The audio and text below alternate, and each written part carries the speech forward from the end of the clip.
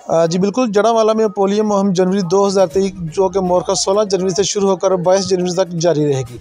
Polio मुहिम का बाकायदा इफ्तिताह तहसील हेडक्वार्टर अस्पताल जड़ावाला में assistant commissioner Jaranwala Sardar Numan Ali Dogar, deputy district health officer Jaranwala doctor Malik Ali Mohammad Chishti, doctor Dishan Saeed, Asad Hamdani, Malik Aslam, Habib Gul, Qazi सईतूर, Rana Zahid ने किया।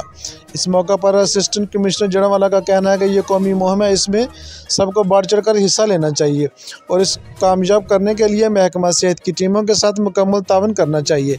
DDHO ने कहा कि हमारी टीमें घर घर आएंगी, लिहाजा अपनी पैदाइश से लेकर 5 साल तक के बच्चों को पोलियो से बचाव के कतरे ज़रूर पिलाएं और विटामिन A के कैप्सूल ज़रूर पिलाएं ताकि इस मौजी मौत से बचा जा सके।